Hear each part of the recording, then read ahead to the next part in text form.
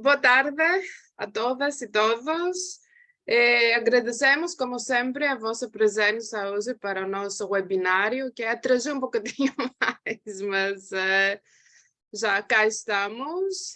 Gostaríamos de agradecer muito a nossa oradora de hoje, Joana Bahia, que é um grande prazer ter ela conosco hoje. Só para oferecer uma pequena introdução, a Joana é professora titular da Universidade do Estado do Rio de Janeiro. Recentemente publicou, em 2020, o livro Global Trajectories of Brazilian Religion, juntamente com os antropólogos Linda Van de Kamp e Martin Ostenban, e foi publicada pela editora Bloomsbury. E os seus interesses de pesquisa incluem a antropologia da religião, a religião dos orixás, a transnacionalização das religiões afro-brasileiras, espiritualidade, New Age, banda, candomblé e estudos de migração. Não sei se a Joana também gostaria de acrescentar algo na biografia dela, mas é com grande prazer, mais uma vez, a dar a palavra a Joana para começarmos este webinar. Obrigada. Bom, quero agradecer aqui o convite de vocês dois. Obrigada, Eugênia. Obrigada, Anastácios. Apesar de não conhecer pessoalmente, tenho boa referência e um carinho enorme pelo trabalho de vocês, através de grandes amigos e da rede que trabalha com religião. Então, o nome de vocês são nomes bem-vindos, né, na minha biografia, né, quer dizer, na rede de religião. E é muito bom, né, estar com vocês dois. Né? Eu gostaria muito de agradecer esse convite. Eu preparei um PowerPoint sobre a pesquisa. Ela é uma pesquisa recente, ela é grande, ela é uma pesquisa de alguns anos. Eu estou mostrando a parte mais relacionada ao virtual, ao ambiente virtual. E as questões que aparecem nesse ambiente virtual em relação às religiões brasileiras, né, afro-brasileiras. Essa pesquisa está muito mais focada com a realidade virtual produzida no Brasil, mas ela amplia essa realidade por conta mesmo das redes virtuais, né? Então, ela não se detém apenas ao Brasil, né? Vocês vão ver um pouco isso mais adiante.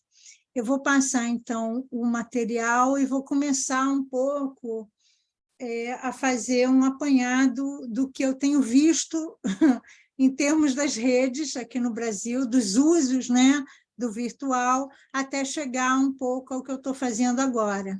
Tá? Então, ela começa um pouco mais ampla e depois eu vou enxugando um pouco. Eu vou partilhar aqui o PowerPoint. Está todo mundo vendo? Né? Bom, a pesquisa ela tem vários caminhos, várias curiosidades, mas ela começa através das viagens transnacionais e não transnacionais, né? Eu trabalhei um tempo na Alemanha, em Portugal, e as viagens que eu fazia sempre eram relacionadas tinha muito mercado por trás e busca de objetos religiosos. E essas buscas de objetos e discussões sobre esses objetos eram todas feitas pelo WhatsApp. E havia toda uma discussão sobre como escolher objetos, que objetos e de onde trazer esses objetos. Tá? Então, uma pessoa que eu dialoguei muito tempo sobre esse vai e vem mercadológico foi a Roberta Correia, uma antropóloga da UF, que trabalhou em Portugal, e ela trabalhou sobre a coordenação da Ana Paula Miranda aqui no Brasil e a orientação da Clara Saraiva em Portugal. Então, eu conversava muito com a Roberta sobre esses trânsitos de objetos e como isso era discutido, veiculado e né, passava, né, essas discussões, principalmente pelo WhatsApp, e circulava essas informações. Né? Fazendo uma pesquisa rápida na internet, de ter um termo básico da religião afro, que é Bó, né, que seria uma forma de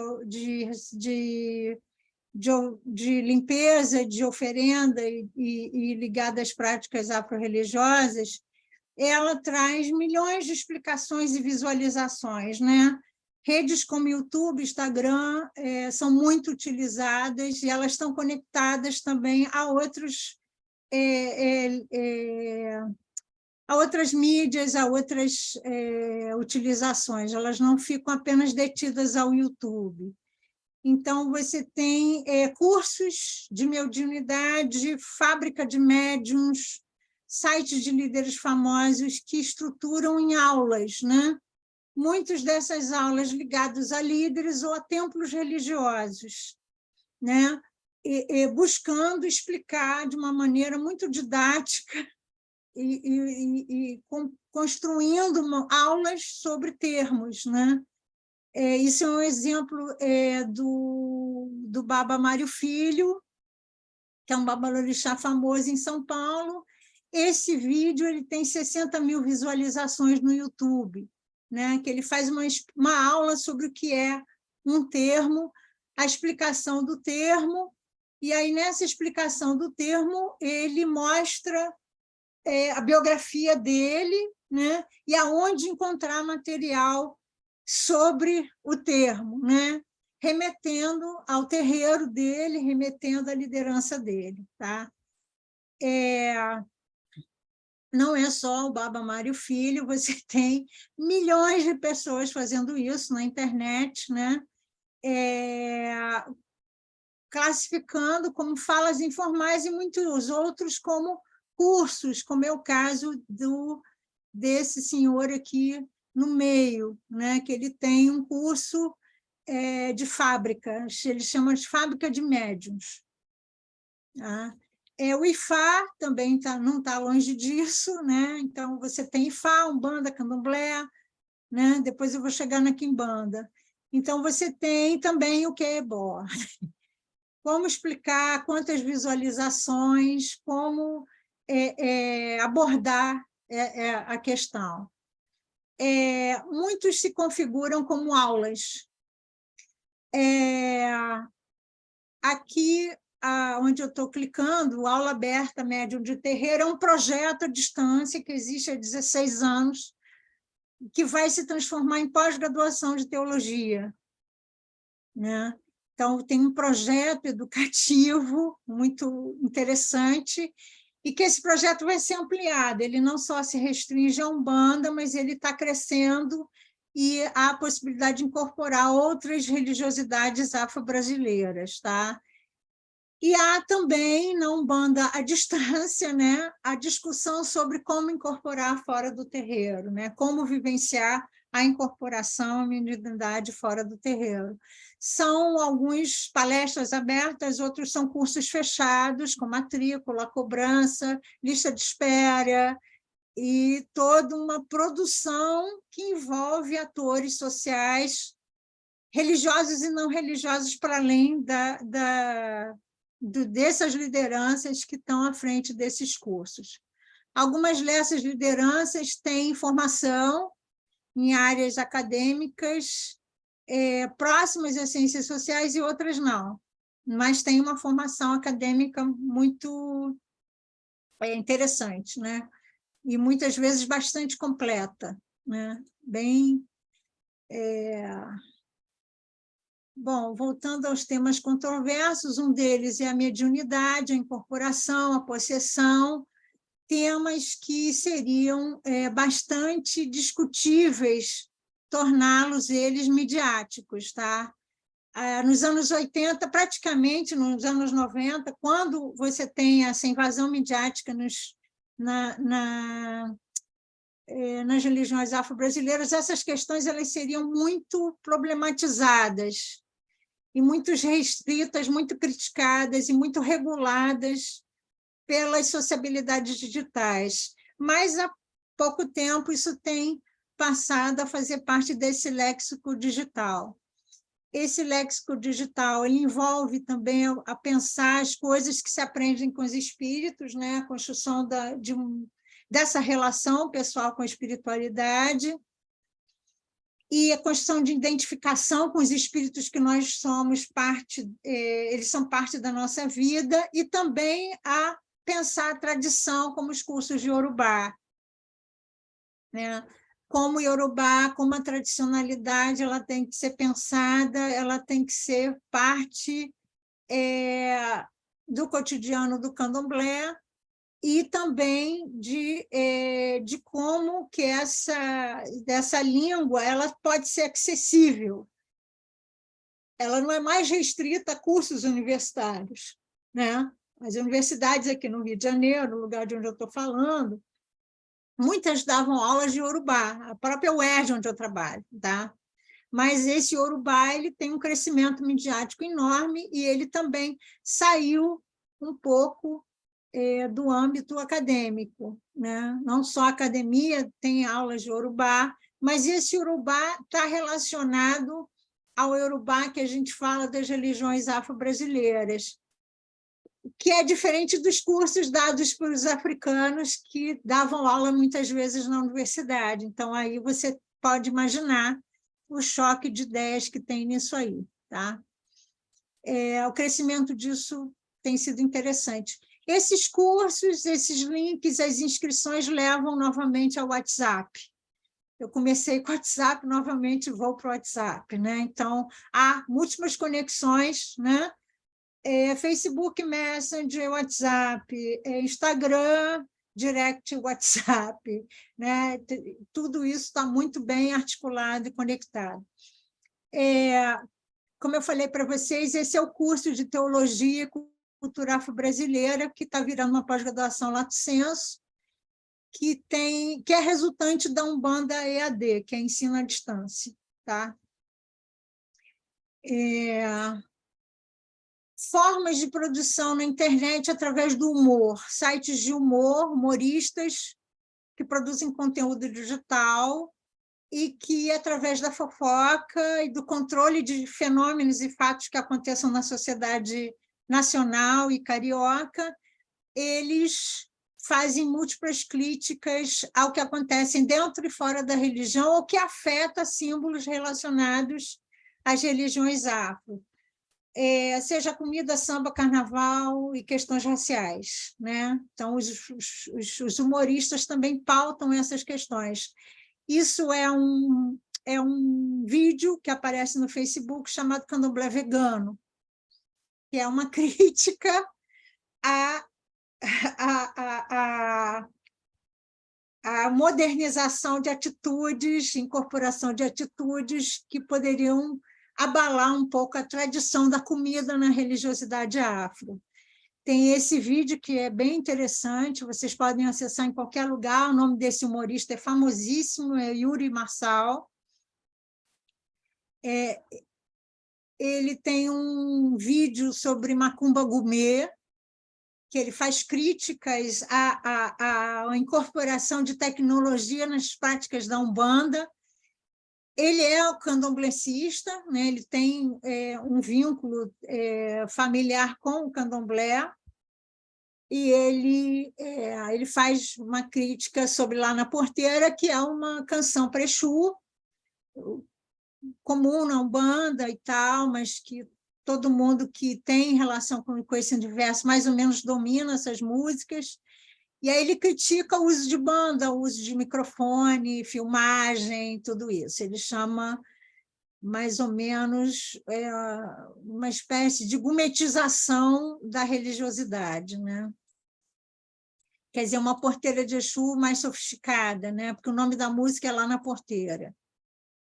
Ele tem um vídeo também que é um vídeo de crítica à apropriação dos símbolos das religiosidades afro na Igreja Universal, que é um vídeo que ele conta a história de como é que a pombagira foi parar na Igreja Universal, né? Então, ele faz um programa de humor, né? Ele está filmando um show dele, em que ele fala que ele foi achar a Pombagira na Universal. O que a Pombagira foi fazer dentro da Universal, né? Então, é uma crítica também relacionada a essa reapropriação de símbolos, né? Ressignificação de símbolos, um incômodo diante disso, e também da questão da intolerância, que aparece de uma maneira indireta, né? Novamente, né, a Maria Padilha indo para a Universal, né, eles se reconhecendo, né, como é que eles usam esse simbólico, né? Tá. Ativismo político cresceu bastante na internet. Há grupos de estudos que reúnem intelectuais candomblecistas e de outros grupos afro-religiosos. É um grupo no Rio de Janeiro chamado Braulio Goffman.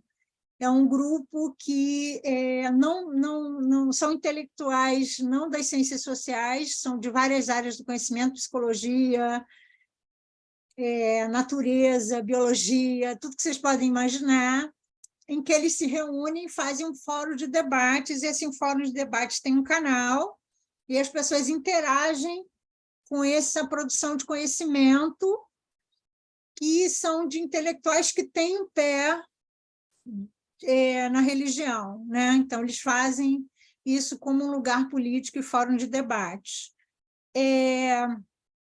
Que é o grupo Braulio Goffman, coordenado por um Ogã chamado Jassanã. Ele é um Ogã das antigas, e ele promoveu esse grupo. Esse grupo é um grupo que está crescendo, ele tem mais de 7 anos, se eu não me engano, mas ele tem uma atividade constante na internet, e ele mobiliza discussão de questões contemporâneas que as pessoas estejam pesquisando, né? Mas que sejam ligadas à religião. Tá?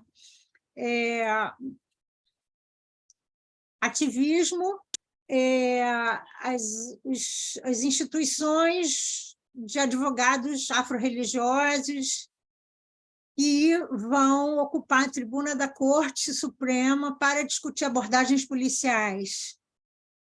Isso tem sido muito forte, o ativismo político. Tá? Novelas, que a gente é campeão em produção de novelas. Programas como o Big Brother, né? Todos esses lugares de debate na televisão são replicados e discutidos e reverberam muito fortemente no online. Tá? E debates raciais muito fortes também. Um exemplo é essa novela chamada Vai na Fé, que é uma novela que reúne diferentes grupos religiosos muito fortes no Brasil, maioritários e minoritários, e há toda uma discussão religiosa que está sendo feita fora da novela, nos fóruns da internet.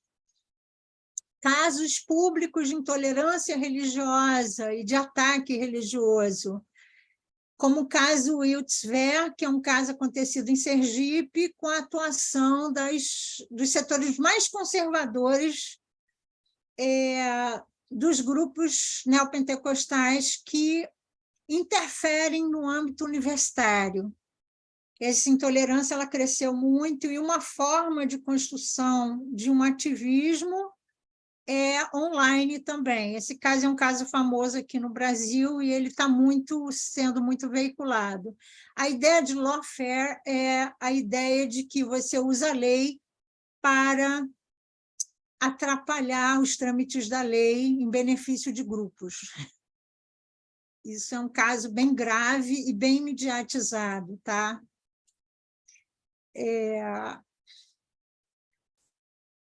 Ecologias, oferendas, relação com o espaço público. O que fazer quando você tem as festas públicas? O que levar, não levar ao mar? Então, você tem entrada de outros atores sociais e ecologia e etc., para discutir a relação com as oferendas e o modo de pensar o descarte e a forma de produzir esse sagrado no espaço público. Isso também tem sido cada vez mais presente nesse universo digital. Tá? Bom, Desde as pesquisas que começaram no universo digital nos anos 90, a gente tem uma pesquisa muito importante, que é da Patrícia Ferreira. Ela publicou um material chamado Axé Online. E eles falam das mudanças, né, no mundo virtual e as várias discussões que tem nesse mundo virtual. Que, a princípio, havia uma rejeição e principalmente das grandes tradições afro-religiosas, dos grandes grupos afro-religiosos de se tomarem parte dessa internet. E como isso cresceu dos anos 90 para cá, como eu mostrei aí pelas imagens para vocês, né? E hoje em dia você tem aplicativos, sites, homepages de casas de candomblé e oferecimento de serviço online, né? Serviços de táxi, consulta espiritual e etc, etc. Então, tem um crescimento enorme.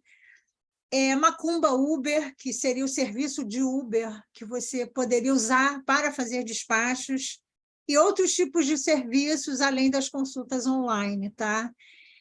Humoristas, advogados, produtores de conteúdo digital, para além de pai de santo. Então, você tem outros nomes e outras figuras que estão circulando, e empresas de filmagem, no caso da Quimbanda. É muito presente a filmagem de festas em alguns universos afro-religiosos, né? Então, você tem um modo operandi aí acontecendo muito forte. No início, né, proibido fotografar e filmar, que é uma coisa que é uma grande questão nas grandes casas, do que filmar, do que fotografar, e hoje em dia isso tem sido muito alvo de crítica e de regulação na internet. Tá? Isso são campanhas que foram feitas na internet, falando desse uso, né? Não apenas do filmar e fotografar, mas do compartilhar online. Né? O que se faz e o que não pode se fazer. Tá?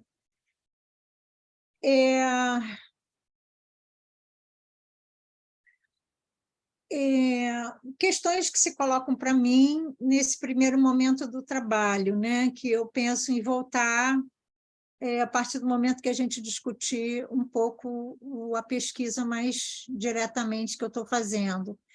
Quais são as formas de aprendizado online? As pessoas estão aprendendo? Como elas estão aprendendo? Né? Porque tem uma preocupação de construção de uma fala e de uma coisa, uma preocupação em explicar as coisas, né? Muito grande. Aproximação do que seja o universo afro para quem não é afro. Né? Quer dizer, como é que a gente vai usar isso no online? Né? O uso da linguagem tem sido muito diversificada, termos muito populares, mas também eu sinto uma aproximação com outras espiritualidades nesse universo online, usos de terminologias que talvez fossem mais próximas na compreensão desse grupos ou de pessoas que não necessariamente sejam afro, pertençam às religiões afro-brasileiras, mas têm simpatia e que se querem construir uma identificação, um reconhecimento. Tá? A relação online e offline ela é importante, muitas vezes eu acho que reverbera muito fortemente. As tensões sobre hierarquia, né? Eu vivo, eu leio sobre a religião. Né? Mesclas de formações. Muito interessante, cada vez mais uma formação completa, né? E uma alta formação escolar. Trânsito por vários conhecimentos. Muitas lideranças que eu entrevistei, elas dominam conhecimentos variados religiosos. Muitos mestres de quimbanda que são do Ifá, que são do candomblé, que tiveram uma vida religiosa católica extensa. Né? Então, você tem aí esses trânsitos muito fortes. Né?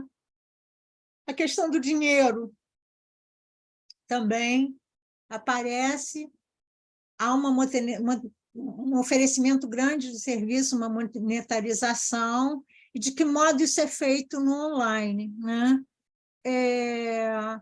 Ao mesmo tempo, em alguns usos no online, uma tentativa de desmistificar um racismo clássico de uma sociedade cristã como a sociedade brasileira, né? Uma sociedade que sempre puniu as religiões afro.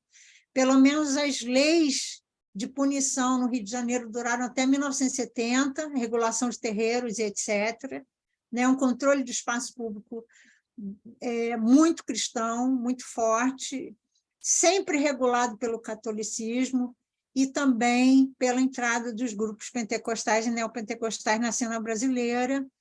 Essa regulação ela vai ser feita de outra forma, tá? Mas vai ter muita tensão aí. Bom, aqui é um exemplo de usos na internet de gerações mais novas e mais velhas. A questão geracional é uma questão que ela aparece um pouco nesse universo virtual. Formas de divulgar conhecimento, acesso, como eles fazem essa produção de conhecimento, né? Os mais velhos estão na internet? Estão na internet também, viu, gente? Essa dizer que o mais velho está no terreiro, apesar de ter muita crítica a isso, fofoca, fuxico e controle virtual, tem pessoas com muitos anos de santo, extremamente respeitadas, que estão indo para a internet, estão fazendo o jogo de búzios, colocando seu anúncio aqui de búzios, jogo de búzios de cartas pelo WhatsApp, né? Paulo de Oxalá é essa figura aqui, esse senhorzinho, ele é uma pessoa midiática, ele é respeitado, ele tem coluna no jornal Extra, no Rio de Janeiro, e ele tem várias formas de divulgação da religião. Ele faz algumas macumbas online pequenas, insignificantes, se você conversar com o pessoal da religião, mas que são formas de você apresentar a religião uma forma um pouco mais, talvez, palatável, né? Menos feiticeira, digamos assim, né? Então, ele tem formas de apresentação da religião, essas formas são as mais variadas possíveis, né? O bater a cabeça na sexta-feira para Oxalá, correção do que se fala na televisão. Ele corrige o Iorubá, ele corrige as formas televisivas de divulgação da religião. O que se fala nos programas, o que se fala por aí, né?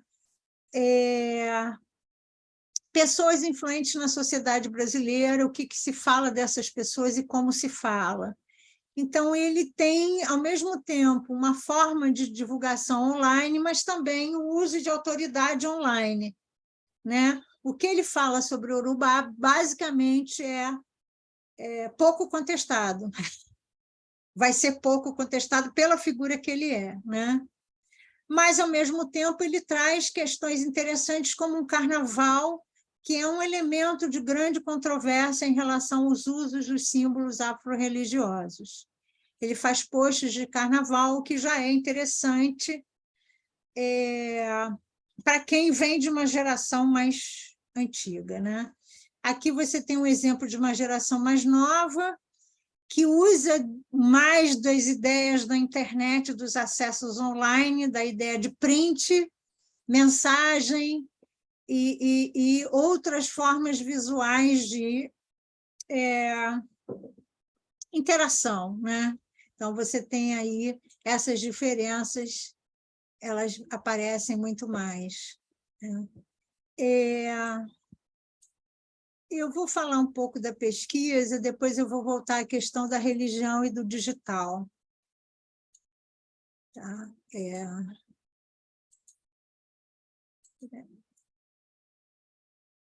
Eu trabalho com a Quimbanda. No momento, eu faço pesquisa sobre esses usos online na questão dos ativismos e do espaço público, mas eu tenho, dentro desse projeto, a preocupação de entender a produção da religião no online, né? Como é que ela pode ser produzida e como é que ela pode ser recebida nesse online, né? Então, eu optei por escolher um grupo que tem poucos trabalhos sobre esse grupo, que é a Quimbanda. São práticas consideradas magia negra, elas são extremamente qualificadas como extensão da Umbanda, como lado negro da Umbanda. A Umbanda seria uma religião criada mais ou menos, né, na década de 20, mas nem todo mundo concorda com isso no Brasil, tá? Você tem controvérsias em relação à própria origem da Umbanda, que é uma religião que incorpora elementos cristãos e elementos das religiosidades africanas, tá? A Quimbanda seria o lado mais africano, mais feiticeiro, mais negro e mais estigmatizado dentro desse léxico de religiões afro-brasileiras. Muitos historiadores entendem que ela tem uma construção africana, sim, elas vieram das tradições da África Central, necessitaria mais estudo para desvincular a Quimbanda da Umbanda, né? Então, você tem alguns autores que arriscam um pouco desvincular essa origem, né? Mas ela é usada como uma face acusatória da Umbanda, como seria o lado mais negro, mais mágico, mais pesado, e aonde só existiriam Exus e Pombagiras e os Eguns, tá? Ela não trabalha com categorias clássicas, né, que são discutidas pela Umbanda. Ela questiona essas categorizações e ela sempre é considerada, né, como símbolo de práticas malignas, tá? Então, seria os quimbandeiros, né? A quimbanda ela tem uma grande presença no sul do Brasil, no Sudeste também, e tem algumas entradas no Nordeste, tá? Eu vou falar isso um pouquinho mais adiante. Então, essa religião ela cresceu na pandemia. Eu acabei fazendo essa pesquisa da pandemia para cá, acompanhando um pouco online e também um terreiro de quimbanda na Serra Carioca, que está em construção. Eu estou acompanhando a formação de um mestre quimbandeiro, como é que ele se forma, como é que ele está formando outras pessoas e como é que ele usa desses meios para fazer o feitiço. Tá? É um tempo, mais ou menos, de viagem de 3 horas do Rio de Janeiro, de ônibus. É interior do Rio, ele é realmente fora da cidade. Tá?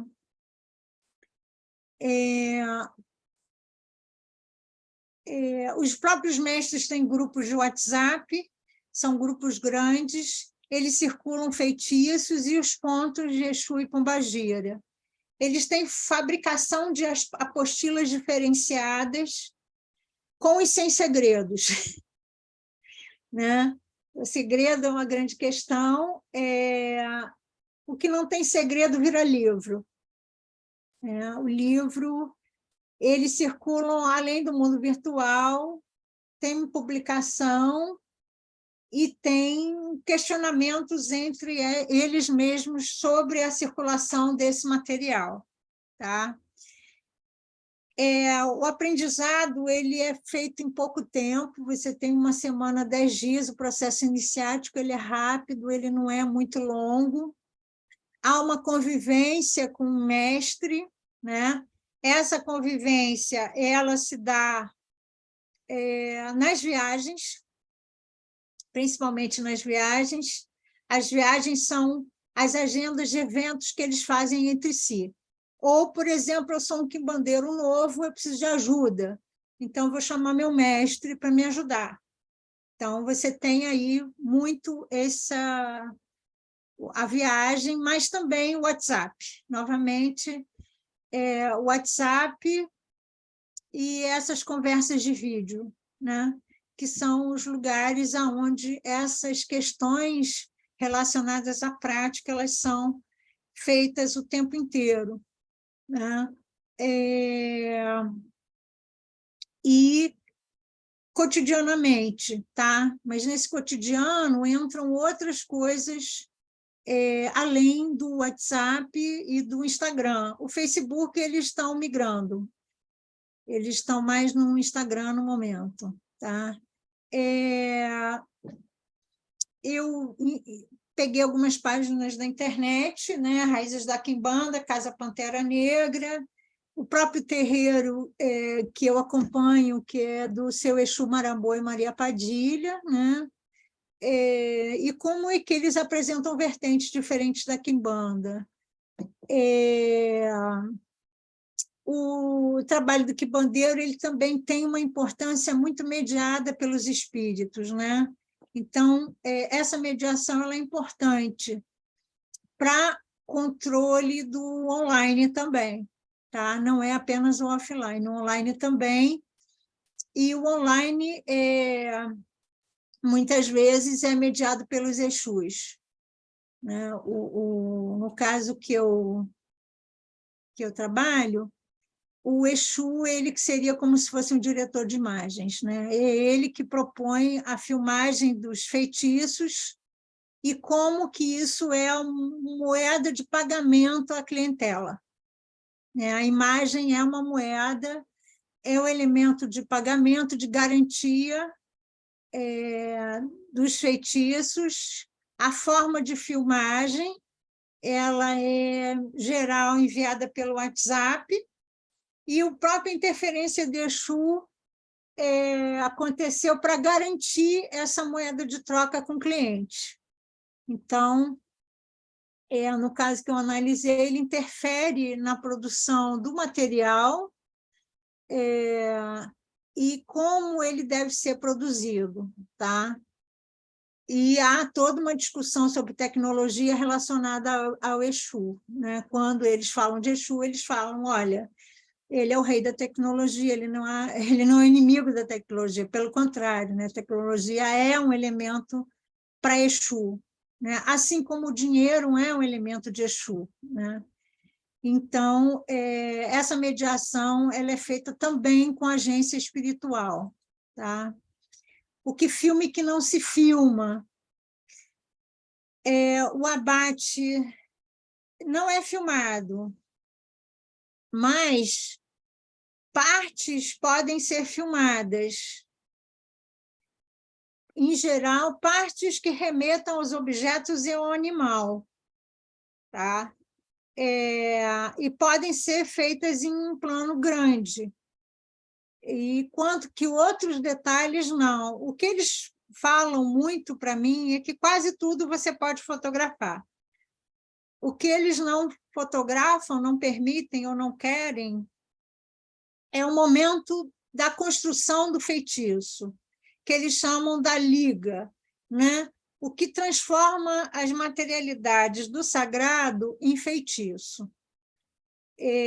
Esses minutos de conexão são os elementos que é vetado para a fotografia, para a filmagem, tá?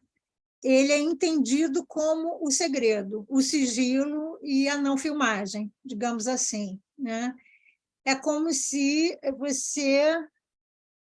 você pode fotografar o carro, você só não pode fotografar a hora que você liga o motor do carro, né? Seria o feitiço, né? O ligamento, a construção dessas conexões, né? Pó, óleo, construção de assentamentos, eles deixam fotografar. Não tive problema nenhum para fotografar nada, nem para acompanhar, mas esses momentos pequenos, que são essa liga, eles vetam, né? Então, eles elegem o que do sacrifício entra e não entra, tá?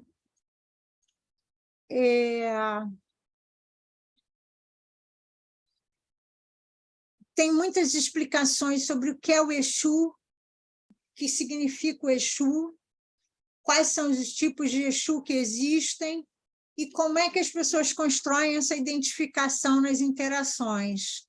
Então, você tem posts que são atrativos, os serviços de internet são produzidos por ajuda também, né, extra, que não necessariamente seja religiosa, mas que produzem esses posts também.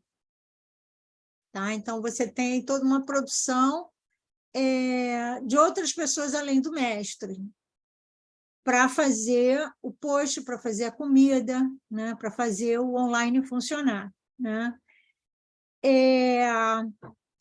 Esse aqui é um post explicando o que é um Exu, para que ele vem, o que ele serve, o logo do terreiro, né? Do templo, e como é que você pode se aproximar do Exu. Né? Ele não é uma figura tabu. Né?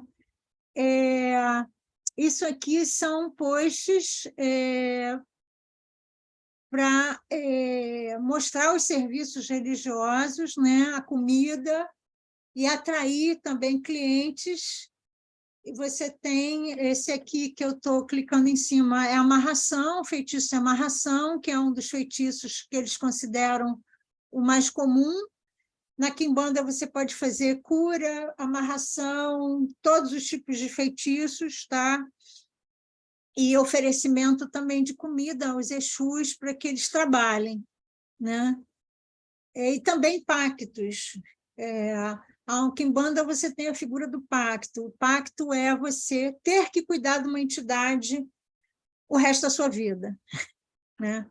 Não é pacto de sangue, não, tá, gente? É pacto de fidelidade, digamos assim. Né? Você tem uma fidelização em relação a uma ou outra determinada entidade.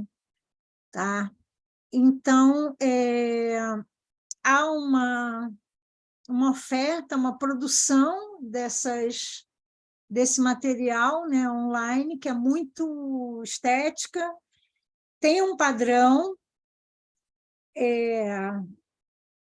da quimbanda, que é o vermelho e preto, né, que é dos Exus evocando as cores, né, e uma padronização muito grande desse material online. Ele não é exclusivo, se você olhar uma, duas ou três, você vai ver uma produção estética, um investimento muito grande nessa produção.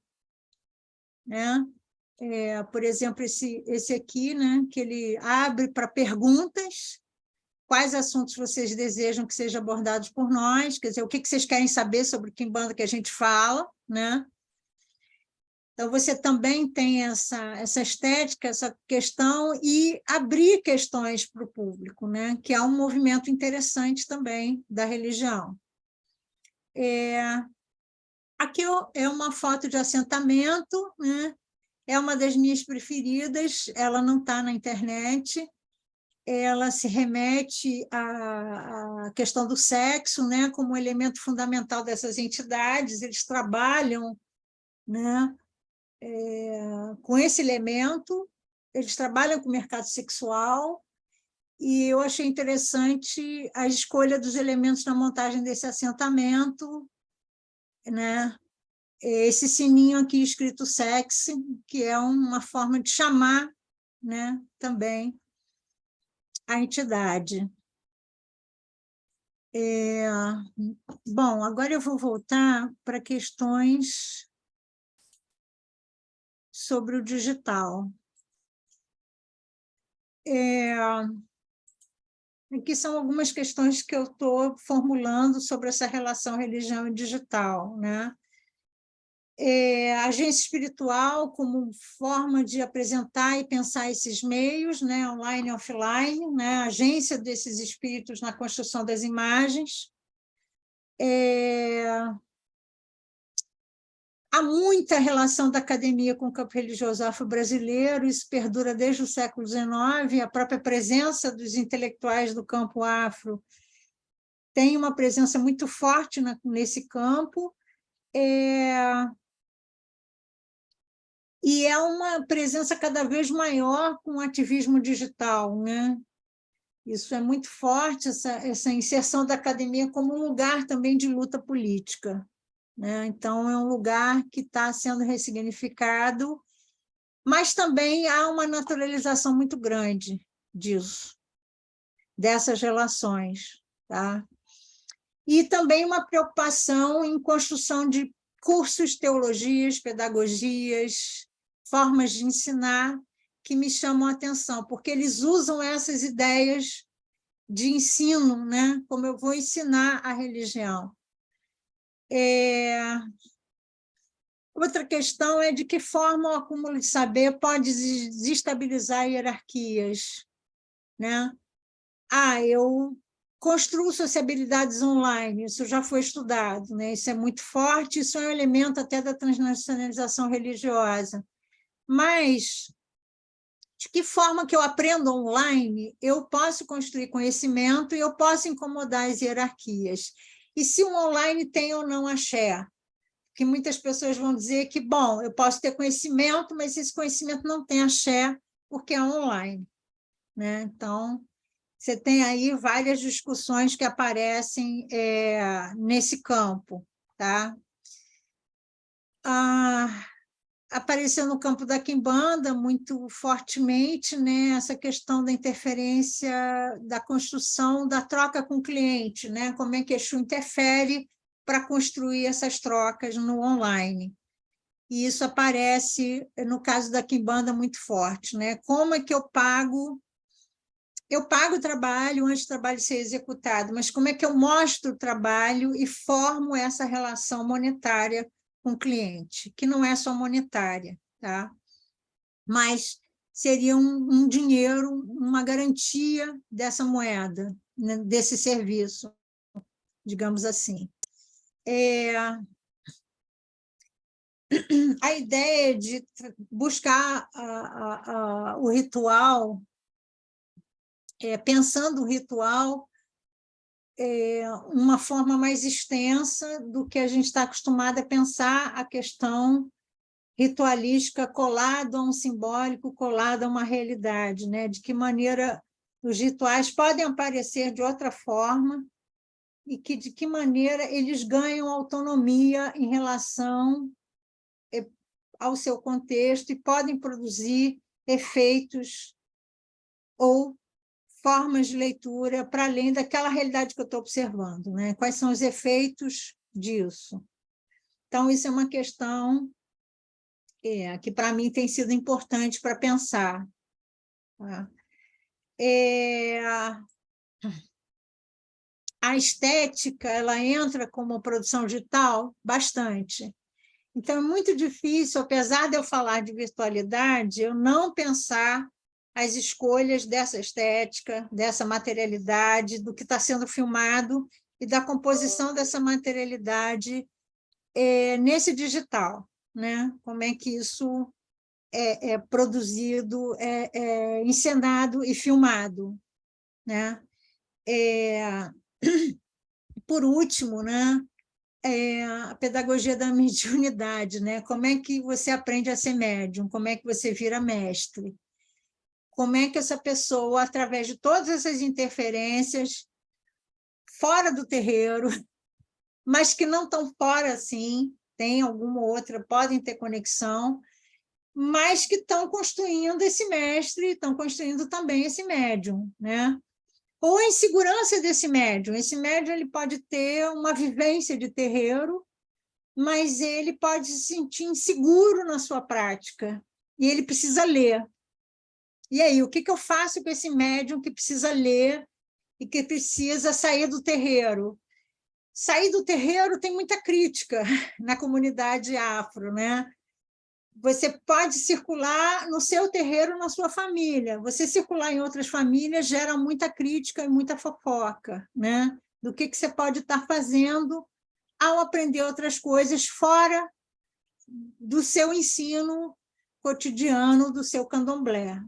O digital permite eu sair do terreiro, né? Eu posso assistir festas em terreiros que eu não vou, né? Que é legal, né? Interessante, mas, ao mesmo tempo, o que vem disso para mim, né? Dessa visão de coisas que eu não estou participando, mas que, de alguma forma, podem trazer questões sobre o meu axé, né? Sobre o meu terreiro, sobre a minha posição, sobre a minha hierarquia.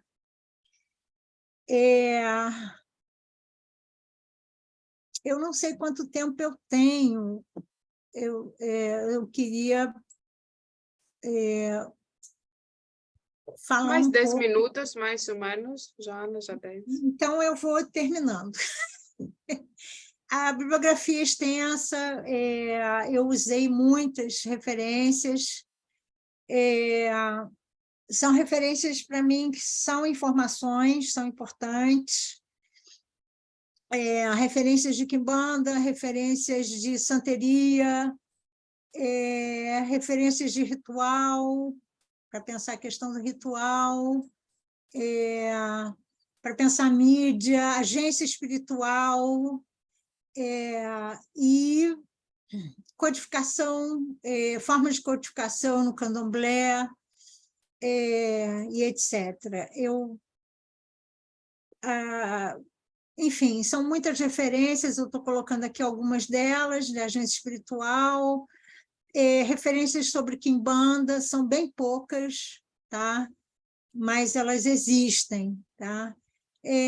Referências sobre etnografia digital e materialidade também. Então, eu usei muitas referências, como eu falei para vocês, isso é uma parte de um projeto que é maior do que isso, tá?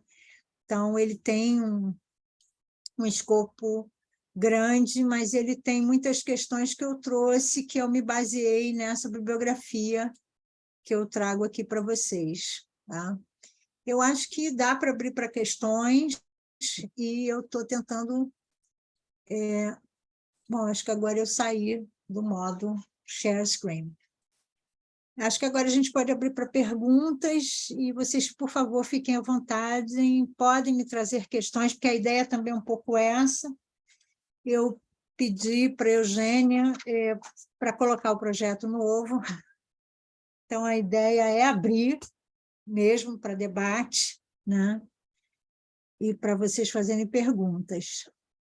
E muito obrigada. Muito obrigada, Joana, pela apresentação mesmo fascinante.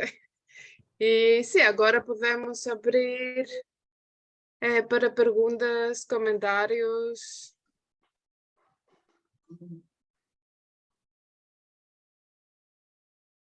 Poderia fazer uma pergunta. Muito obrigado, Joana. Eu gostaria de perguntar, o elemento virtual, qual é a diferença que faz? Se não fora por virtual, não existiria. E se tens informação de coisas que acontecem só no âmbito virtual, e não poderia, por exemplo, ou tendências que na vida real são um bocado diferentes. Por exemplo, eu conheço o campo afro-cubano, há uma tendência, por exemplo, africanista, purista, mas o caso mais popular é o mestiçagem, digamos, a santeria cubana, não tanto numa ideia da transição africanista, purista. Não sei se isso está refletido no virtual também, ou as tendências são diferentes. Ou, por exemplo, as relações virtuais, as acusações de magia negra, pode acontecer entre pessoas que não se conhecem fisicamente, entre pessoas que só se conhecem virtualmente?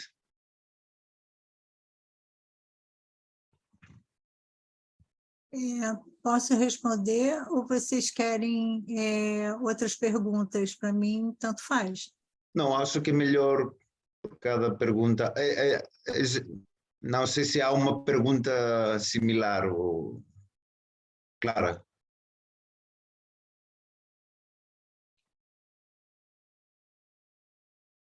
Desculpem, estava sem som. Não consegui. Ok, olá a todos. Olá, Joana, tudo bem? Tudo. Olha, eu estava aqui a pensar, pronto, no seu material, que é realmente fascinante. Pronto, e em todos os anos que você, como eu, temos estado a trabalhar sobre as regiões afro-brasileiras e realmente mudou imenso, não é? Mudou imenso esta coisa da net, e eu acho que o grande trigger para mudar isto também foi a pandemia, não é? Isto é, já existiam, lógico que existiam, estava tudo online nos últimos 15 anos, mas quando eu comecei a trabalhar sobre as regiões afro-brasileiras há 20 anos, o mundo digital estava só a começar, não é? Então realmente não existia, já existiam alguns sites, como é óbvio, mas não existia tudo isso. Eu acho que a pandemia foi um enorme trigger para pôr montes de coisas que antes eram escondidas online, não é? E justamente isso é uma questão que a mim, de que você falou, mas eu gostava de ouvir um pouco mais sobre esta questão do que se esconde e o que se mostra, não é? Porque na realidade, em muitos terreiros ainda hoje em dia, a pessoa vai, como você falou, e o pai de santo ou a mãe de santo diz, olha, você pode filmar ou pode fotografar isto e isto, mas não pode aquilo e aquilo. E depois você vê mais tarde que no site do terreiro está tudo isso e muito mais, não é? Portanto, por um lado eu acho que isso é nitidamente uma forma de controle, não é? Eles assim controlam aquilo que é visto por outros e o que não é, porque se for você a fazer, pode não ser como eles querem. Portanto, eles controlam e legitimam, como você falou muito bem, a sua liderança, são eles quem dirige isso, o que pode e o que não pode ser mostrado. E eu acho que esta questão de mostrar e não mostrar é extremamente importante e é extremamente interessante para esta questão do online, porque, por exemplo, quando você diz que no meio da Quimbanda, que Exu, por exemplo, filma alguns rituais para dar como moeda de troca aos seus clientes, sim, mas na realidade, quer dizer, essa moeda de troca pode ser também fake, isto é, podem-se mostrar rituais que não foram eventualmente feitos para aquele caso e para aquela pessoa, não é? Portanto, isto é, a questão do virtual, por um lado, legitima e abre um caminho, por outro lado, também pode dar asa ao oposto, que é as pessoas acharem que se banaliza e que essa parte do sagrado está demasiado exposta. Pronto, eu gostava um pouco, eu tenho experiência disso aqui em Portugal, não é? Mas claro que no Brasil a coisa está muito mais avançada, sem dúvida nenhuma, por aquilo que você falou, não é? Muito mais avançada. E eu gostava de ouvir mais sobre essa questão do esconder e não esconder e os prós e contras desse lado. Obrigada.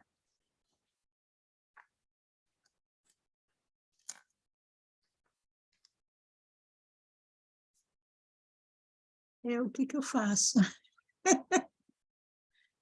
Respondo? Sim, Joana, podes responder depois de cada pergunta, acho que funciona melhor assim. Obrigada. Tá, as acusações, elas são de pessoas que se conhecem e não se conhecem, mas muito daquelas que se conhecem e competem por clientela e por filhos de santo. Tá? Mas você tem acusações e fofocas também feitas sobre o terreiro dos outros. E muitas vezes geram muito mal-entendido e competição muito grande, né? E gera muita confusão, né? Porque muitas vezes você filma e corta coisas, e coisas que você corta as pessoas não compreendem, né? Então você gera aí um campo de fofoca enorme, que é horroroso, mas é aprendizado, porque as pessoas trocam informações. Não tem como. É acusatório? É horroroso a fofoca? É regulatória? Ela é um controle social daqueles. Mas troca-se coisas, né? Então, você tem acusações dos dois níveis, Anastácios. Elas aparecem, tá? E Kimbanda é muito competitivo, eu tenho que ter muito cuidado para fazer entrevista e com quem que eu posso falar, porque é isso, né? Você é um campo melindroso. Aliás, o campo afro é um campo de melindres, né? A gente pisa em ovos mesmo, né? O tempo inteiro. É um campo complicado. Eu queria lembrar a sua segunda questão, Anastácio. Foi um exemplo, não sei, das tendências africanistas, puristas, se são mais fortes virtualmente ou não. Mas foi um exemplo na pergunta geral, o elemento virtual se muda ou cria algo de novo, diferente? Eu acho que questão do Yorubá, sim. Quando eu estava falando do curso de Yorubá, quando você tira o Yorubá e expande o Yorubá, ao mesmo tempo você tem uma preocupação com a tradição, não tem jeito, você tem que saber falar Yorubá para ser o candomblessista legal. Você tem que saber falar a linguagem X ou Y do seu grupo, né? Isso é uma coisa forte, mas, ao mesmo tempo, quando você abre esse online, democratiza e coloca, olha, todo mundo pode aprender o Yorubá, você não precisa aprender o Yorubá no terreiro só, você pode construir essa tradição de outro jeito. Tem uma preocupação com tradição, tem uma preocupação em você não só ficar com o terreiro, mas também você pode trazer problemas com isso. Não é uma coisa assim muito tranquila, né? E, ao mesmo tempo, quando você coloca um anúncio, eu quero aprender Yorubá porque eu sou candomblessista, preciso falar a linguagem dos orixás para eles me entenderem, e você amplia, né, esse curso, é interessante, né? Porque muitas vezes, por exemplo, na UF, eu fui fazer aula de Yorubá, tá, gente? Mas eu não sei Yorubá, não, tá? Eu sou péssima em Yorubá, eu sei assim, né? Não consigo acabar curso de nada de Yorubá. O Yorubá era dado por um africano muçulmano de uma determinada região da África que não tinha nenhuma relação com candomblé. E durante o curso inteiro era um problema. Eu queria aprender Yorubá, não conseguia. O africano não conseguia dar aula de Yorubá e todo mundo queria falar de macumba, né? Então, isso traz muito conflito. E quando você direciona o Yorubá, olha, o Yorubá que a gente quer falar é para falar dos orixás, você já está trazendo uma outra proposta de curso, que não é mais daquele africano que veio parar aqui no Brasil e que dava aulas online ou presenciais no curso de línguas da UF, né? É uma questão. Ou então, eu sou um pai de santo, finge, né, que eu sou um pai de santo, e eu tenho um filho de santo, e para esses filhos de santo aprenderem Yorubá, talvez isso tenha que ser negociado, se eles não têm tanta frequência ao terreiro, se eles não conseguem ir do mesmo modo. Então, isso pode trazer questões aí sobre tradição e relação com a tradição. Está Muito claro? obrigado. Sim.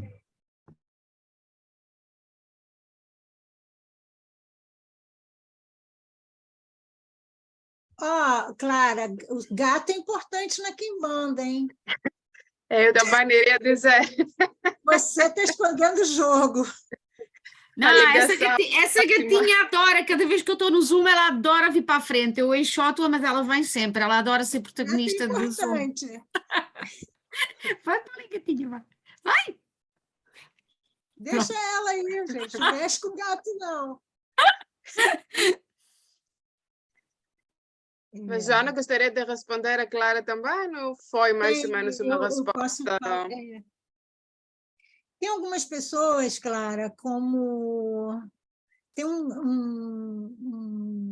ele é da área de comunicação, Ricardo Freitas, ele fala, olha, as religiões afro, mas antes de elas entrarem na internet, elas já estavam na televisão, elas já estavam em alguns lugares midiáticos que não necessariamente as redes sociais, né? Ele tem um trabalho bem legal sobre isso. E a Patrícia Freitas, ela já fala do axé online dos anos 90 em diante. Ela fala que havia, no início, um certo receio, principalmente das grandes casas de candomblé, as formadoras do candomblé, as casas, né, entrarem no reino online como se isso despissem elas dessa autoridade religiosa, né? Então, elas têm um cuidado de colocar isso online. Normalmente, as casas tradicionais elas vão apelar para uma questão histórica, que, ao mesmo tempo, é importante, porque eu não vou botar online, mas o meu terreiro foi patrimonializado e virou um patrimônio brasileiro. Como é que não vai para online, você está entendendo? Se eu sou fonte histórica para ir para online, né? Mas, ao mesmo tempo, como é que eu vou regular esse online e esse online não replicar coisas do meu terreiro de maneira negativa? A Patrícia Ferreira ela estudou alguns casos que aconteceram em Salvador, né? A replicação negativa e a replicação fraudária de imagens, né? Isso aconteceu, sim, de uma maneira complicada. Ela fala isso no trabalho dela, que é o Axé Online. Mas ela fala também desse crescimento, né? E desses problemas que você vai ter com essa entrada na internet.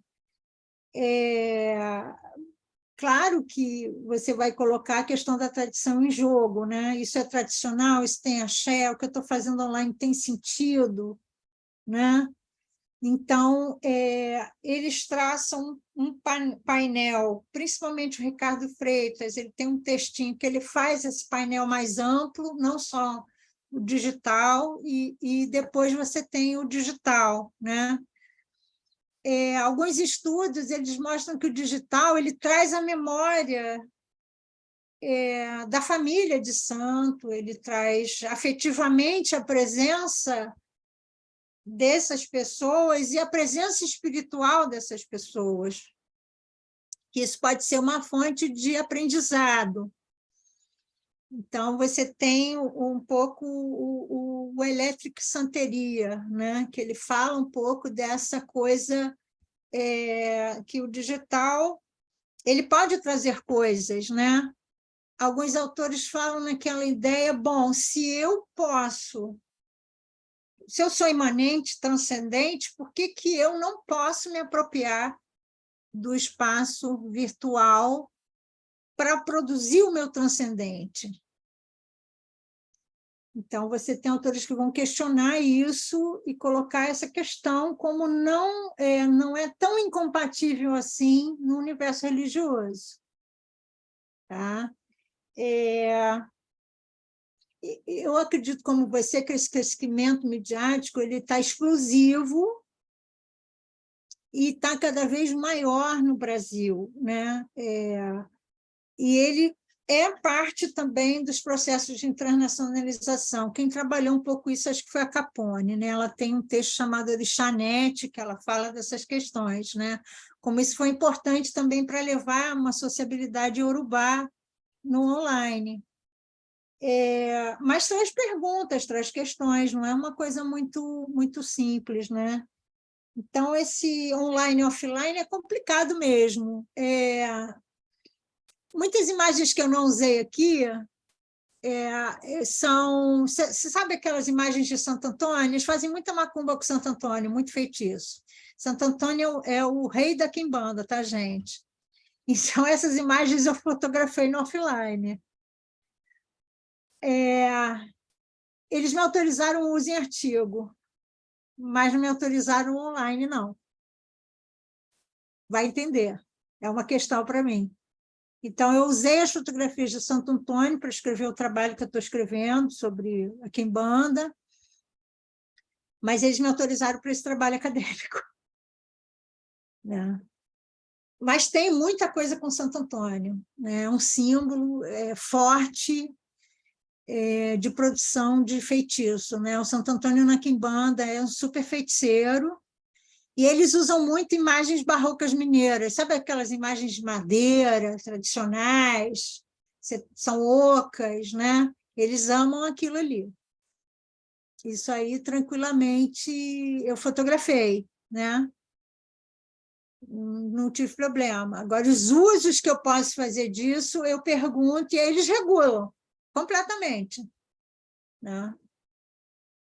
E o conhecimento desse mestre em catolicismo é bom. Ele quase entrou para o mundo católico, aí ele virou feiticeiro. Então, tem muita coisa desse universo que é aprendido, né, trabalhado na quimbanda. Isso tem muito do offline, que eu fiz no material de campo, que eles deixam usar, né? De certa maneira, sim ou não. A foto do cartaz da Abnar, eu adoro aquela foto, eles adoram também, não, pode usar. Foto de construção de assentamento, sim, mas o momento da construção do assentamento. É o que eu falei, né? A questão das substâncias, dos materiais, aí eles restringem. A produção do Exu é muito em função dos problemas que ele teve com clientela. Então, o Exu veio e disse o que ele tinha que fazer. O que ele tinha que fazer, como filmar, o que fazer. Então, a clientela, a relação com a clientela, esse pagamento, ele teve, sim, uma regulação por Exu, né? Até porque ele teve alguns problemas, né? Um ou outro problema de pagamento, e isso gerou contrafeitiço, contra-axé, né? E aí, para regularizar essa relação cliente e etc., o Exu interviu um pouco para arrumar essas relações, tá? Então, o universo que eu estudo, ele é muito ingrato, as pessoas normalmente acusam. É tudo fake, não é real, não é religião, isso não pode ser, né? O primeiro momento é muito negativo, né? Mas depois as pessoas começam a cair na real. Listas de feitura são pelo WhatsApp, compra de objetos, escolha de objetos, carregar coisas, escolha de materiais, tem muita coisa, na realidade, que as pessoas estão fazendo por esses meios, né? Então, quando você começa a perguntar sobre isso, as pessoas começam a ficar meio pé atrás com você, né? Mas tem um campo acusatório muito grande de produzir coisas fakes, né? E isso aparece muito na internet, principalmente nos programas de humor. Essa questão muita tecnologia na Umbanda, muito online, gera uma Umbanda que não é mais religião. Isso aparece demais, né? Aquele humorista que eu coloquei para vocês, né, o Yuri Marçal, né? Se vocês puderem ver o Candomblé Vegano, é um dos melhores vídeos de humor que eu já vi, mas tem ali milhões de críticas e de questões que ele está colocando, né? De como é que essas religiões vão incorporar questões no mundo contemporâneo e como é que vai ser isso, elas vão continuar, de que maneira, né? Então, é um campo complicado. Produz fraude? Produz, tá? Não vou mentir, não. Tem um caso que a Patrícia Ferreira analisa no Axé Online, né? Que é de um terreiro desses grandões aí de Salvador, que eu não lembro o nome, mas que está no Axé Online. Ela fala da fraude, né?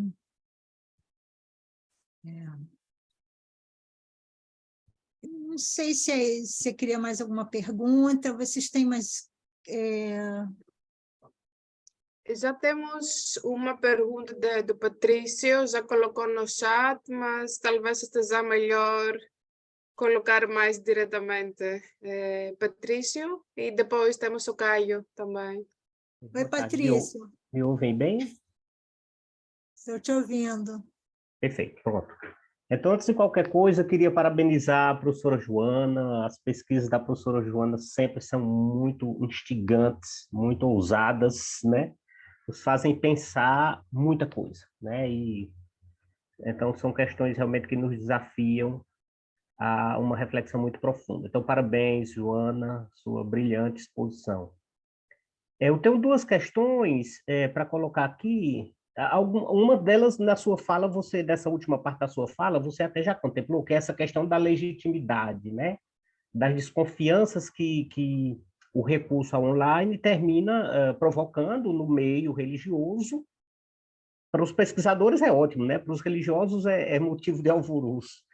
Aí eu tinha colocado assim, uma primeira me parece que recorrer ao virtual, estou lendo o que eu escrevi lá no chat, viu, para ser mais coerente? Eu colocado assim, me parece que recorrer ao virtual, às vezes é quase uma imposição em contextos de transnacionalização dessas expressões afro-religiosas e afrodiaspóricas. É isso mesmo? Até que ponto o virtual é mais intenso em contextos transnacionais do que nos nacionais? Considerando assim, que às vezes, no contexto nacional, o Pai de Santo está logo ali, né? Mesmo que não se possa ir hoje, mas amanhã consegue ir, ou coisa do tipo. Até que ponto, então, o virtual é mais intenso em contextos transnacionais do que nacionais? E como fica a questão da legitimidade dos sacerdotes e sacerdotisas nesses contextos, né? Que é a parte que você terminou contemplando, mas se quiser falar mais, seria ótimo. A segunda questão que eu tinha colocado é a seguinte: depois da pandemia, como você mesmo afirmou, recorrer ao virtual ficou ainda mais comum.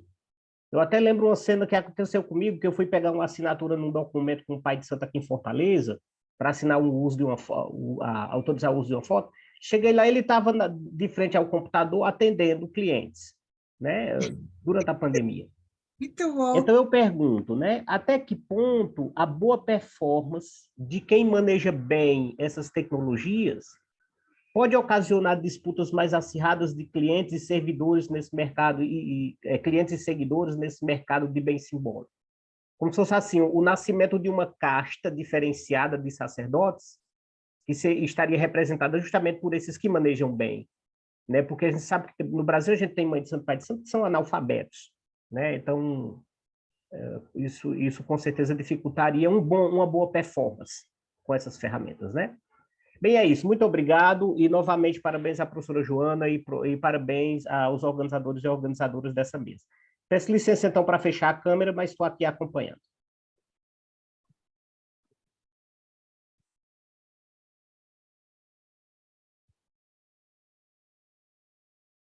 Eu espero mais um pouquinho. Não, Joana, podes responder. Vamos responder depois de cada pergunta. Patrício, eu trabalhei o transnacional, mas eu não trabalhei a questão do online e offline nesses contextos, mas tem textos que fazem essa conexão no transnacional. O transnacional é importante, a questão virtual. Você tem o trabalho da Capone, agora eu não lembro o nome, acho que é Orixá.net, tem que olhar. E tem o da Electric Santeria, que ele fala disso, né? Então, você tem, sim, uma importância transnacional, mas nacional também. O que eu acho que eu não consigo medir é a intensidade desse online no nacional, né? Mas você tem um curso de teologia umbandística há 16 anos, já tem um tempo, né? Você tem um grupo de estudos de 7, 8 anos, quer dizer, pelo menos de 15 anos, 20 anos para cá, eu acho que isso está aumentando, né? A pandemia ela foi importante? Foi, porque ela teve que redimensionar essas relações de uma maneira muito rápida, até para a sobrevivência econômica dos líderes religiosos. Como você sabe, tem líderes religiosos que têm uma segunda profissão ou não têm uma segunda profissão. Eles têm que manter o terreiro, pagar a conta de luz e pagar as contas. Então, a pandemia ela trouxe questões, né?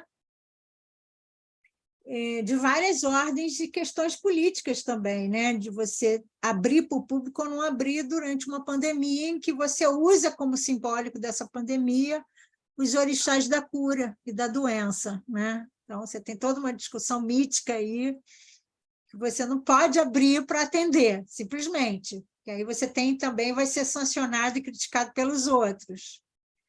Apesar de que aqui no Brasil tem de tudo, né, gente? Então, tem pai de santo bolsonarista também. Então, tem gente que morreu também por causa disso. Então, Candomblé não está isento dessas confusões, dessas divisões políticas também, não. Então, eu acho que a pandemia teve que redimensionar esse atendimento. Eu acho que esse atendimento ele existiu antes da pandemia, porque você já tem um investimento online forte de grupos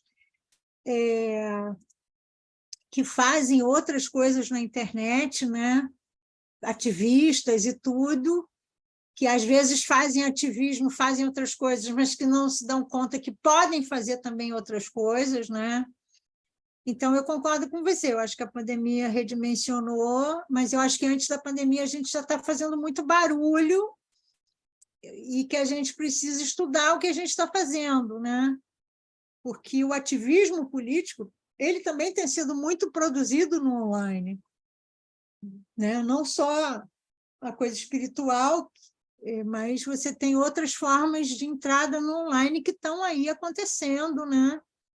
Então, eu diria que a gente tem que pensar o transnacional e o nacional, né?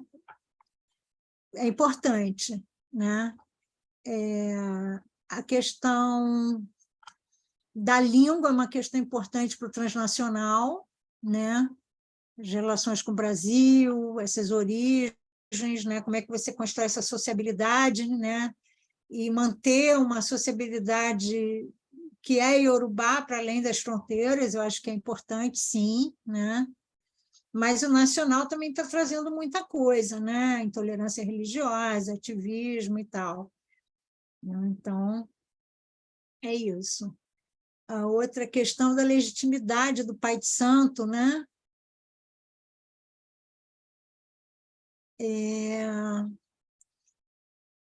Tem pai de santo, né? Um que eu estou querendo entrevistar, eu falei do Babá Mário Filho, ele é um pai de santo de São Paulo e tal. Eu estou querendo entrevistar ele. Enfim, o pai Baba, o Baba Mário Filho, ele transita por muitas coisas, ele não é só pai de santo, ele também transita pela Umbanda, Ifá, Quimbanda, ele é quimbandeiro, né? Ele tem e ele também faz essas palestras que eu acho que tem uma relação com o terreiro dele, não é só o terreiro dele, mas acho que tem uma relação também que, por mais que os filhos de santo estejam próximos, você também quer construir um canal de fala. Eu só quero saber em que medida... Eu não entrevistei ainda o Baba, tá? Eu vou entrevistar ele, você pode ter certeza disso, porque eu já falei com ele. Mas eu quero ver essas conexões fora e dentro do terreiro. Agora, aquela post ali tem 60 e tantas mil visualizações no YouTube. Ele tem YouTube, Facebook, Instagram e etc. Tá? Ele tem tudo. Né? E é um cara letrado, letradíssimo, só que na área de segurança pública. E você tem um pai de santo que não é letrado, eu concordo com você, que ele vai ter mais dificuldade digital, né?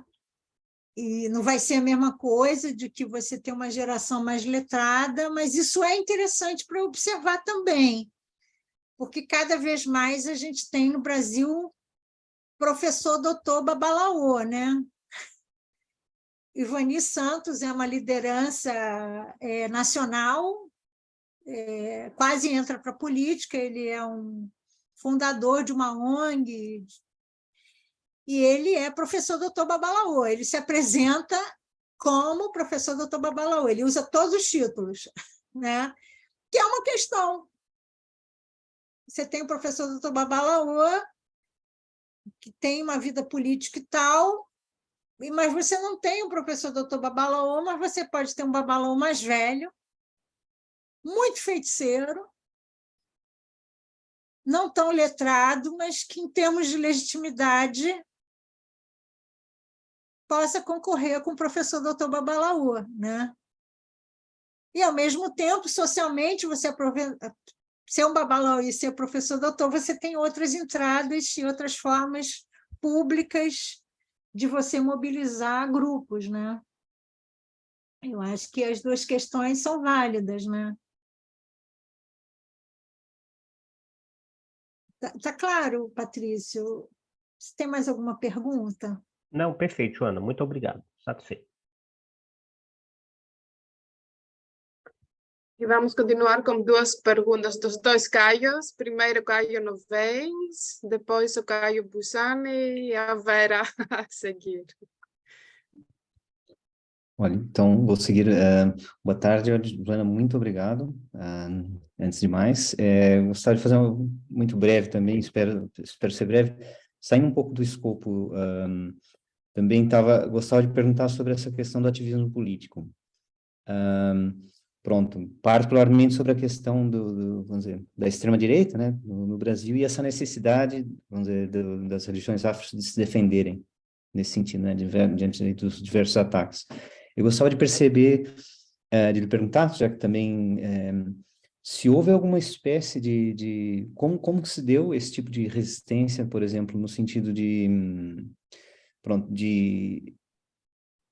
a se apropriar da dimensão online, por exemplo, como foi essa espécie de negociação, vamos dizer, se houve isso, formalmente ou informalmente, como isso aconteceu, por exemplo, entre as lideranças, de uma certa maneira, do que é que se pode mostrar e do que é que se deve ocultar em termos da questão do segredo, não é?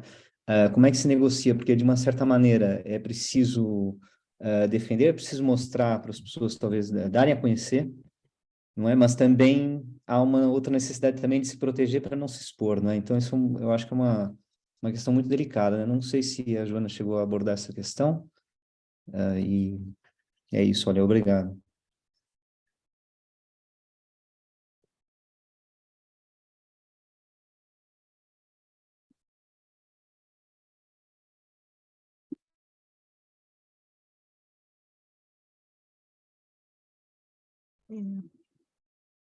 Posso falar? Posso, né? Posso. Caio, obrigada.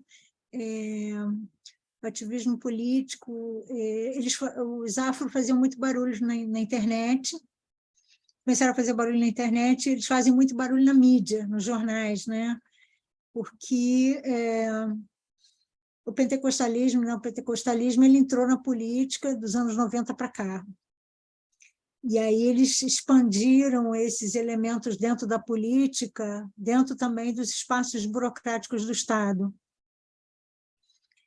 Então, quando os afro eles vão botar para brigar, eles normalmente vão no escândalo, para fazer barulho mesmo na mídia, olha, eles não estão dando dinheiro para isso, eles estão fazendo isso contra a gente e tal.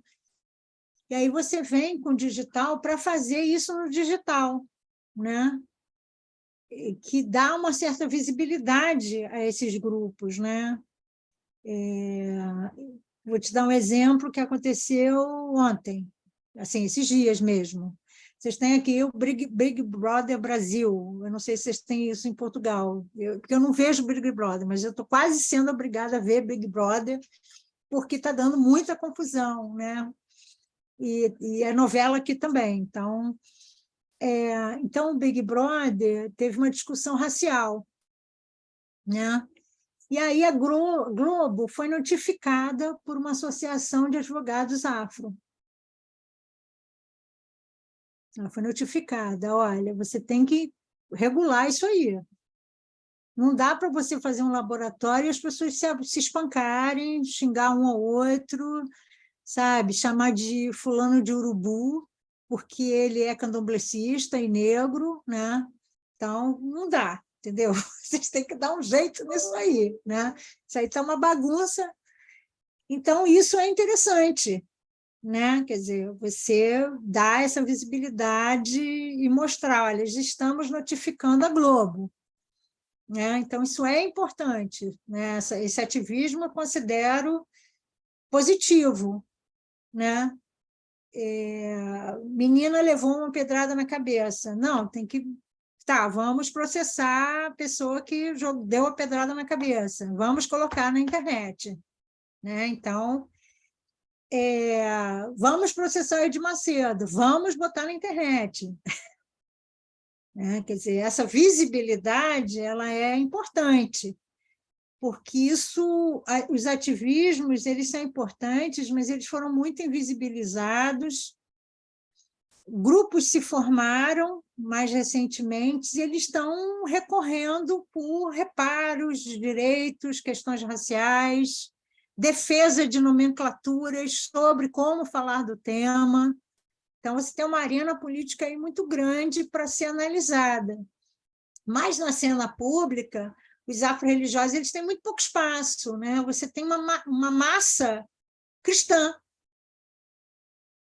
católica e pentecostal, nem pentecostal. Então, você tem que enfrentar essa gente, né? Então, quando você joga isso para a mídia, eu acho que é positivo esse ativismo, né? Você colocar isso online e expor a Globo, expor... Ó, para de xingar o fulano de urubu, só porque o cara é macumbeiro, né? Candomblecista. Não tem direito de xingar de urubu, né?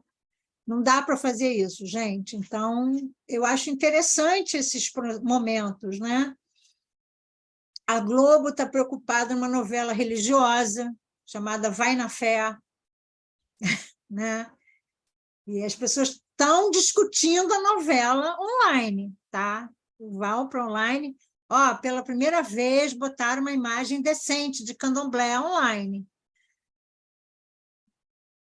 É uma cerimônia X ou Y. Não é igual a gente faz, mas tudo bem, a imagem foi positivada. Que a mídia joga contra. Ela não joga muito favoravelmente, né? Ela sempre jogou contra. Então, você jogar isso para esse universo é interessante, porque aí você provoca um pouco uma discussão, uma visibilidade, né? Do que mostrar, o que não mostrar, né? Uma grande questão que aparece, que eu estava conversando com o Eugênio, até offline, né, Eugênio? Falando do carnaval. Carnaval tem uma discussão do que se mostrar e o que não se mostrar. Há uma crítica de levar os orixás para a avenida, há uma crítica de se levar a religião para a avenida, nem tudo deve ser levado, as coisas devem ser reguladas e tal. Não se deve fantasiar de orixá, não se deve isso, não se deve aquilo. Mas o carnaval, veja bem, a imagem do carnaval no Rio de Janeiro, vocês não precisam concordar com o que eu vou falar, ela é o maior espetáculo do mundo. Se vocês concordam com o Rio de Janeiro ou não, fiquem à vontade para me xingar, mas tem uma visibilidade absurda, enorme, produz dinheiro, mexe com a cidade, com o imaginário, e etc. Então, você levar isso para a avenida tem um monte de implicações, mas também tem muita crítica. Essas críticas não são de agora, essas críticas são antigas dentro das religiões afro, tá? Muitas lideranças levavam isso para o espaço público. Isso era muito criticado. Por um lado, você dá espaço dessas religiões existirem no espaço público, mas, por outro lado, você tem a crítica do uso dessas imagens no espaço. Então, na tradição das religiões afro, uma figura que foi sempre controversa em relação a isso era um pai de santo da Bahia, chamado Joãozinho da Gomeia, porque ele levou roupa, moda e etc. para o público. Aí, pô, levou isso para o público, não dá para levar orixá para a revista Manchete. Como é que você vai levar Iemanjá para a revista Manchete? É um problema, né? Então, quando você joga para o público, isso é uma questão. Eu fui para o Carnaval Carioca, tá? Eu sou carnavalesca. Alguns momentos possíveis eu consigo ir para o Carnaval. Eu fui para uma aula política dentro da escola que eu fui, que era a ala contra o racismo, né? Que, para mim, era uma questão política, não era só Carnaval, né? Então, é uma questão, como você fazer isso em público. É importante, vou te dizer, é importante eu aparecer lá com uma faixa no meio da avenida para o sambódromo, todo mundo filmando. Mas, por outro lado, é criticado e é regulado. Como você vai aparecer, vestida como, não pode levar elementos sagrados para a avenida, é proibido. Tem uma série de regulações ali naquela imagem. Mas, politicamente, ela pode ser interessante. Então, esse uso público ele é muito problemático, Caio. Ele não é simples.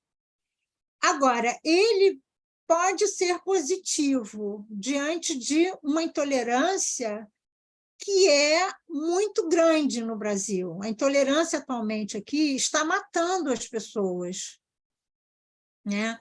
Os terreiros são depredados, são invadidos, são destruídos, as pessoas levam pedrada na cabeça, né? O caso de uma criança que levou uma pedrada na cabeça, né?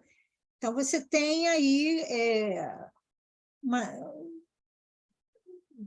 por exemplo, eu vou pedir um espaço público e a polícia ver como é que organiza um espaço na rua. Aí eu descubro que a polícia que eu vou, com o corpo de bombeiros que eu vou, a maioria é crente, é evangélica. E aí, como é que eu vou lidar com esse público? Né? Então, tem que ser um pouco bom senso, 2 pesos, 2 medidas. Agora, é um abacaxi. Essa questão que você colocou é uma grande questão aqui. E ela é importante, que tenha uma regulação. Tá? Obrigado. Nada. E acho que agora vamos ter as últimas 3 questões, porque vamos ter que acabar aqui nos 20 minutos. Então, Caio, quer começar com a sua pergunta e depois Vera, e vamos acabar com o Loran, antes de a Joana responder. Obrigada. Ótimo. Professora Joana, obrigado pela apresentação. Muito interessante a sua pesquisa. A minha pergunta é no seguinte sentido: eu fiquei pensando sobre a relação se a gente pode chamar assim, dos clientes, né, que vão entrar em contato com esses quimbandeiros pela internet para poder vir com vários tipos de demanda, né, de feitiço, de amarração, de prosperidade, quer que seja. Não sei se isso passou pela sua pesquisa, mas como que é a relação dessas pessoas, né? Por que ou por quais motivos elas optam por esse ambiente online e não ir a um terreiro próximo, algo do tipo? Porque uma das coisas que eu fico pensando é a relação da sociedade brasileira com as religiões de matriz africana, né? Ao mesmo tempo em que se cria ali um preconceito, uma demonização dessas religiões, mas a gente sabe que na calada da noite, no escuro, todas as beatas da igreja, quando precisam de alguma coisa, vão aos pais de santo, às mães de santo, pedir um feitiço, pedir uma amarração. E agora, com esse ambiente online, como que isso se dá, né? Como que isso se mostra, de repente? Queria que você falasse mais sobre essa questão. Obrigado.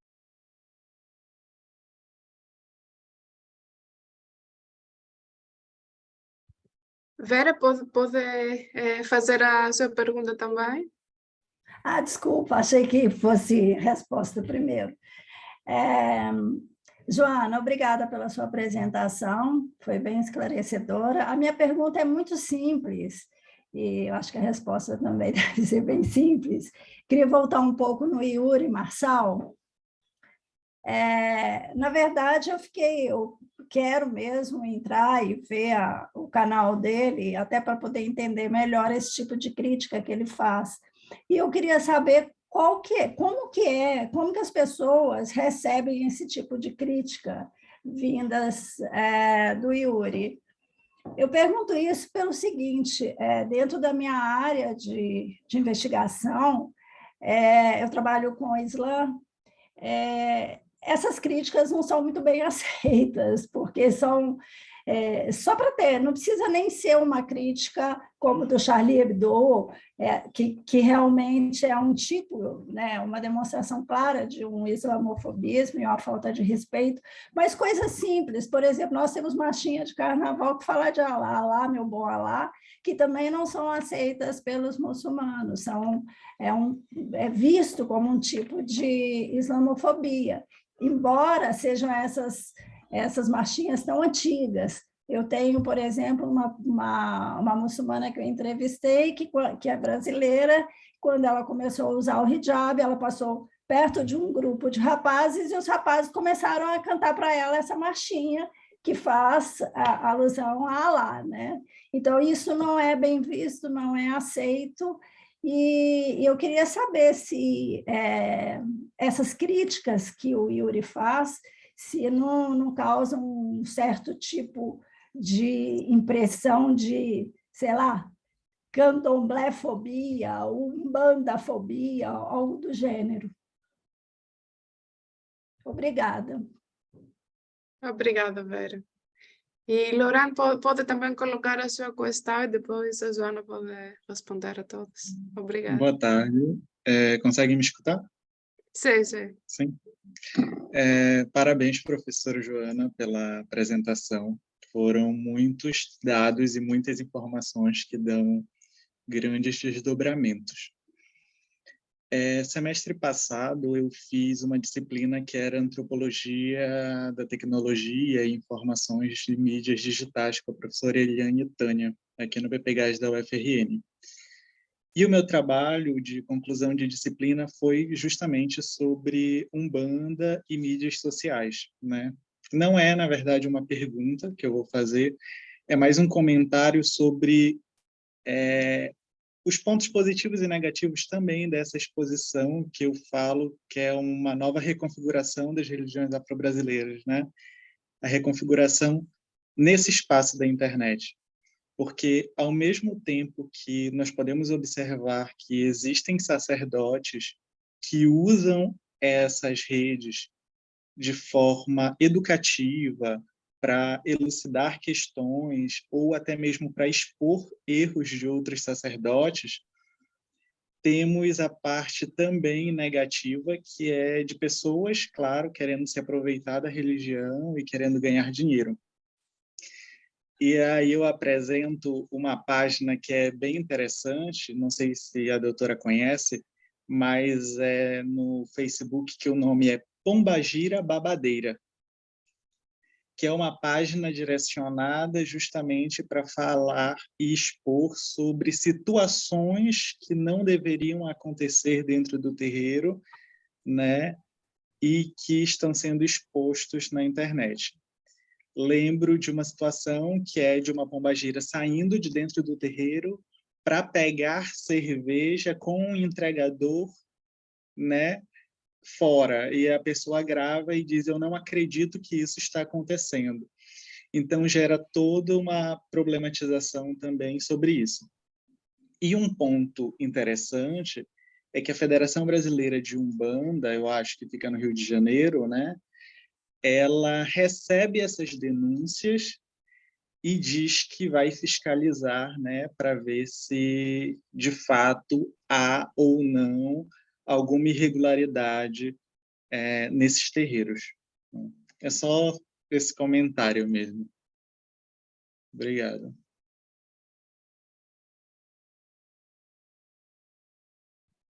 Joana pode responder. Obrigada. Caio, o online, acompanhando o mestre, ele recebeu muita demanda online na pandemia. Muita gente que morava em vários países que recorreram a ele, e ele também atendeu pessoas aqui no Brasil, e os objetos eram, eu esqueci de falar, né? Os objetos chegavam pelo correio. Aí depende do tipo de objeto, você pode fazer magia ou não, tá? Não é qualquer objeto, não. Então, eles usavam o Direct, o Messenger, o WhatsApp e o correio. As compras online, os objetos tinham que se passar pelo corpo da pessoa, suado, usado, fotos, cabelo, unha, enfim, não vou ficar descrevendo aqui isso, mas você fazia isso pelo correio. Eu cheguei lá uma vez, ele abriu um pacote cheio de coisa, tudo separadinho em saquinhos, né? Com o que os clientes queriam, o que ele ia fazer. Então, isso aumentou, de fato, com a pandemia, ele atendeu gente de fora, ele atendeu também prostíbulo, pessoas que trabalham em prostituição também. Um caso ele atendeu, acho que foi na Suíça, que ele teve que fazer uma proteção de emergência e tal, enfim. E aí, isso aumentou muito na pandemia. Não é uma coisa que ele... como é que eu vou falar? Ele faz o presencial também, né? Mas ele também tem esse atendimento, você pode fazer fora, né? Ele atende. Alguns casos são complicados, que são mais complicados de ser atendidos, né? E outra coisa, o Exu às vezes não faz. A questão da agência espiritual, ela é forte. O pedido é doido, o pedido tem uma dimensão para além do pedido. Muitas vezes Exu não faz, muitas vezes Exu interfere, muitas vezes ele aumenta o preço. Quando a questão é muito complicada, quando a questão pode ressoar para além daquela consulta, ser um cliente complicado, ou ser uma questão que ele não queira fazer, que ele não gosta de fazer, porque ele tem limites éticos, porque ele tem influências de outras formações religiosas dele que para ele limitam algumas questões, aí Exu entra, meio que para ajudar ele naquele caso ali. Então, a agência do Exu dele é importante, né? O seu Marabô, ele entra em cena, não só para filmar, mas também para alertar sobre a consulta, sobre determinado cliente. E muitas vezes ele fala coisas que é o que o Exu informa, né? Ou coisas que ele... você tem um problema no trabalho, você quer derrubar uma pessoa, né? Por que você não investe aquele feitiço para fazer coisas para você melhorar, né? Então, muitas vezes, isso é negociado, é regulado. Por mais que o cliente seja louco, ele traz outras informações para fazer ou não aquele feitiço, né? Ou, às vezes, ele coloca os limites do feitiço. Chega um cliente, eu quero fazer pacto com Exu fulano de tal. Como eu falei para vocês, não é pacto de sangue não, tá, gente? Você é fidelizado. Você tem que cuidar daquele Exu até você ficar velhinho e morrer. É isso. Tá? Se você vai fazer um pacto, é uma coisa séria, né? Então, você tem que pensar se você vai fazer uma coisa, se você vai cuidar daquele espírito para o resto da sua vida, né? Então, isso é meio que negociado, é uma coisa que ele negocia na consulta, o Exu interfere, muitas vezes ele faz algum feitiço para o cliente esquecer que ele existe, ele não quer aquele cliente, entendeu? Ele faz uma coisa para sumir, né? Então, você tem aí várias situações. É meio difícil, eu estou te dando exemplos com ele, né? com o Kim Bandeiro. Então, ele coloca alguns limites para mim. Olha, isso eu não gosto, isso eu não faço, né? Então, tem limites que são deles, que ele tem, né, relacionado ao feitiço. Tá? Não sei se eu te expliquei tudo, mas tem muita procura, viu? Tanto que ele está construindo o terreiro dele, ele está montando um espaço que foi os recursos que ele ganhou na pandemia. Ele tem uma clientela, agora é uma clientela variada, não é uma só aqui, mas também fora do Brasil. Tá? Não sei se eu te respondi, agora era Vera. Vera, eu tinha maior vontade de entrevistar o Yuri Marçal, mas eu acho que a gente vai ter alguma briga um dia, porque ele fala coisas que eu acho incríveis, engraçadas, mas é um problema. Por exemplo, candomblé vegano. Muitas pessoas que eu entrevistei na Europa, quando eu fui fazer pesquisa no candomblé na Alemanha, as pessoas não comem carne, gente. A questão do veganismo é uma questão, né? E aí, como é que você lida com isso? A pessoa vai lidar com isso no cotidiano dela, vai tentar fazer coisas para a entidade, vai ver como é que vai fazer. Então, isso para mim era uma questão, né? Ele faz piada do veganismo, né? E, olha, Oxóssi vai comer alface, né? Oxóssi, na mitologia, é caçador, ele come carne, né? Ele traz prosperidade, ele traz a caça, né?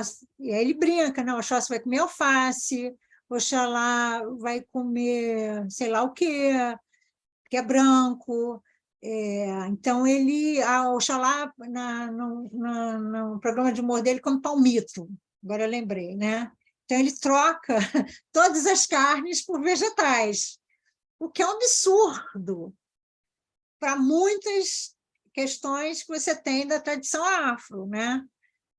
Mas, para mim, eram questões que tocavam na Alemanha, no meu campo na Alemanha, entendeu? Havia brigas homéricas, questões que as pessoas não quero comer carne. Tudo bem que a pombagira come carne, mas eu não como carne, como é que eu vou fazer, né? E aí, como é que você vai entender esse alimento como sacralizado no corpo vegano? Pena que o Patrício não está mais aqui, porque ele é o cara que discute comida, né? É uma pena que ele saiu. Para mim eram questões, né? Para ele é piada, não existe candomblé vegano. E é o caso que eu falei para ele, bom, Yuri Marçal, não é bem assim, viu? As coisas estão mudando. Como que a gente vai fazer religião? Como as pessoas negociam a comida, né? Não é uma coisa assim simples, né? Para ele é piada, ele acha aquilo um absurdo, né? Não é candomblé e tal. A questão que ele fala da Umbanda, eu acho complicado também, porque ele fala do ponto de vista de uma tradição familiar candomblecista. E muita coisa na Umbanda está mudando, né? Que eu não sei se aquela Umbanda que ele veicula é bem aceita na Umbanda, provavelmente tem críticas, mas também você tem, hoje em dia, muitas coisas na Umbanda que estão acontecendo, né? Dentro do Brasil e fora do Brasil também, né? A Umbanda lá que eu trabalhei na Alemanha, as mulheres tocam tambor, gente. Como é que eu vou falar isso para o Yuri Marçal? No campo religioso, isso é mais complicado, né? Você tem nuances aí que ele vai criar problema. Eu não li todos os posts dele, mas um que certamente criou problema foi da pombagira. Porque eu senti que havia ali coisas que ele, de outras reações em relação ao que ele falou, né? Mas eu entendo o que você está falando, né? eu acho que é complicado. O trabalho, as coisas do Yuri Marçal, para pensar os problemas da religião no espaço público e as questões que estão em mudança. Né? E que ele fala, não, a religião, de uma certa forma, ele está, através do humor, falando, não, a religião é assim, né? É o maior sucesso entre os candomblecistas, o vídeo. Mas é complicado, no campo religioso é complicado, né? A vida não é aquilo ali, né? A vida é mais complicada. Eu entendo, acho que tem problemas, sim, nessa questão. Agora, as ameaças que ele sofreu online foi muito mais em função do painel político brasileiro bolsonarista. Isso ele teve uma reverberação complicada. Né? Essa questão acho que foi... Né? Mais complicada na reverberação desse humor dele, entendeu? Questão política. Mas você me colocou uma questão que é importante. Obrigada, eu concordo com você. É um problema. Né? Eu acho que tem mais o Lohan, né? O Lohan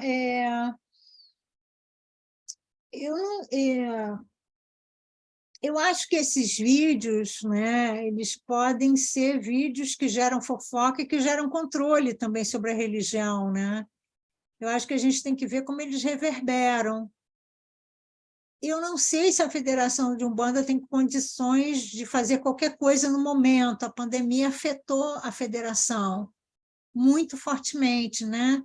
A Federação de Umbanda tinha muita gente idosa, muita gente morreu na pandemia. Então, eu não sei se eles têm essa... como é que está, né? Atualmente, essa dimensão dentro deles, dessa coisa online. Se eles regulam de fato ou não. O que eu vi a Umbanda responder muito fortemente em documentação foi ao Edir Macedo. E isso não é visibilizado, uma pena. Mas as coisas que os pentecostais colocavam na internet e tal sobre os afro. Isso tem uma resposta que eu cheguei a pesquisar, entendeu? Em relação a esse site, se você tiver um trabalho publicado, me manda. Acho legal fazer essas pesquisas, eu dou uma força. Ampliar a sua pesquisa, né? Pensar questões de regulação da religião, né? Porque eu peguei muito o campo acusatório, né, no campo transnacional, né, de as pessoas fazerem piadas, né, em relação à forma como os outros estão fazendo religião, e essa coisa acusatória ela aparece, né, também. Né? Bom, pessoal, é isso. Mais alguma questão, pergunta?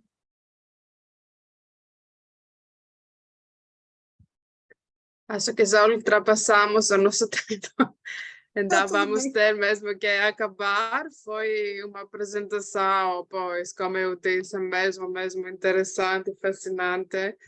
E também na conversa, espero que ajudou um bocadinho, mas também para nós todos foi bem interessante e gostaríamos palonar, agradecer muito mesmo a Joana por estar conosco hoje. Foi uma honra ter a apresentação do teu trabalho, novo trabalho, né? Nova pesquisa hoje conosco, e até o próximo evento do NAR.